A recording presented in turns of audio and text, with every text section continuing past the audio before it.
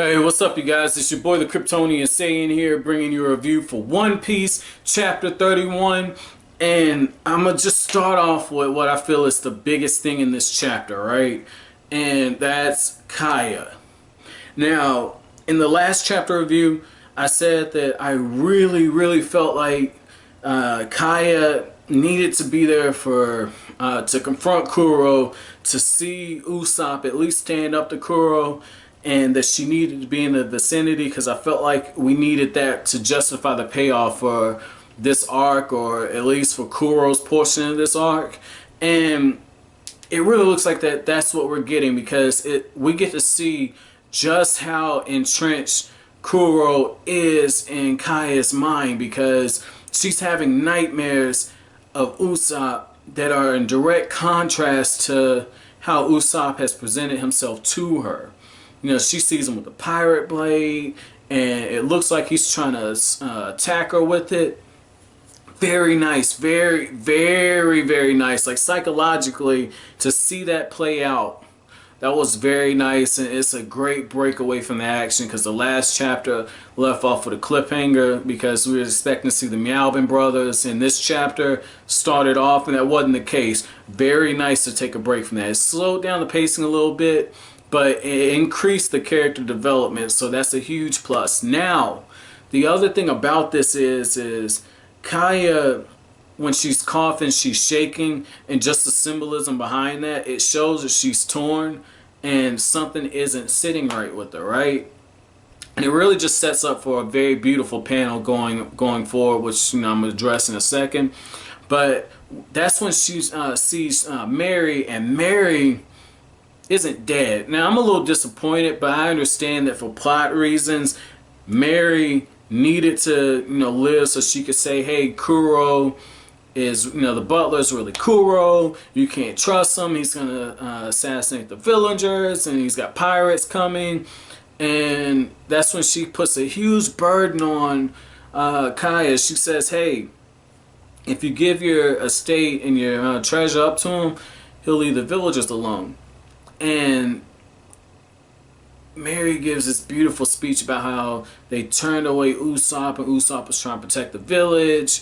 And little do both of them know, Usopp is fighting and trying to protect the village, even now as they speak about what to do.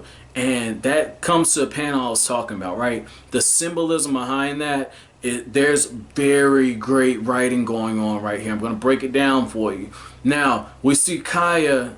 We know that she's sickly, but she's wearing the coat, and she's huffing, and she's struggling to get down there to the beach, right? And the symbolism behind that, there's a parallel being drawn between her and Usopp. And the parallel I see being drawn is, a couple of chapters ago, Usopp was getting his ass handed to him, okay? And at one point, he's bleeding, he can barely walk, and yet he's crawling, trying to protect the village. Just how Kaya can barely walk, and she's barely holding herself together. Really nice writing right there. As a writer, I can appreciate seeing that. I've heard that One Piece has amazing writing, and so far, 31 chapters in, I've seen great literary tactics being used.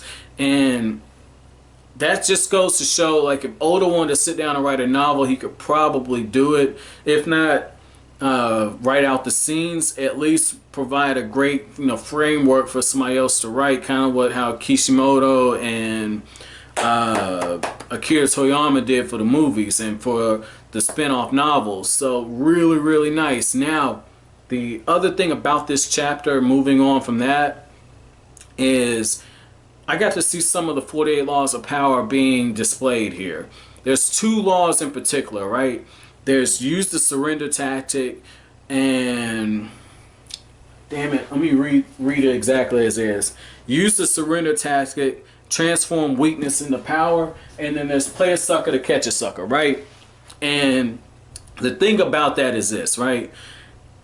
The surrender tactic was used because Saim of the Nyaban Brothers has basically said, oh, don't hurt me, don't hurt me, don't hurt me. And that's when he gets forced to attack, and it turns out he's a cat burglar, and he ends up taking one of the swords from Zoro. And the thing is, it's like he turned that facade of weakness into a strength. And because Zoro was arrogant enough to believe that, hey, these guys are pushovers, I don't have to take them seriously, he ended up getting his swords taken, which goes into play a sucker to catch a sucker. You know, because basically Zoro got deceived. And it's something that, you know, we see in other shonen, you know, particularly I can use the Dragon Ball Resurrection of F movie, because Goku's arrogance is what allowed Frieza, his cockiness is what allowed Frieza to put in that whole plan into place. Just when, you know, Frieza was supposedly defeated, that's when Sorbet fires that laser beam, Goku's guards down, and Frieza basically would have got the victory at that point. It's the same thing with Zoro. Zoro let his guard down. Instead of, you know, fighting with the intent to finish him off, he ends up losing.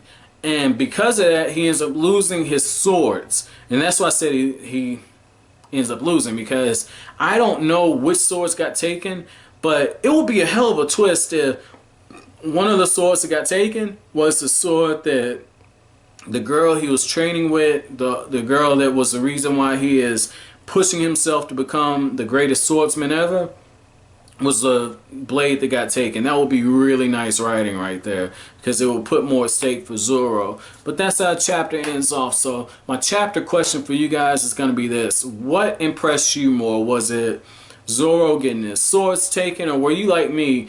Did you see the symbolism between Kaya and Usopp, and just watching how both of them were trying to protect the village with what little strength they had left?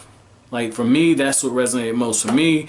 But those are just my thoughts, guys. Let me know what you guys think in the comment section below. If you liked anything I had to say, make sure you comment, rate, subscribe, and share. I greatly appreciate it. Once again, look out for One Piece Monday through Friday.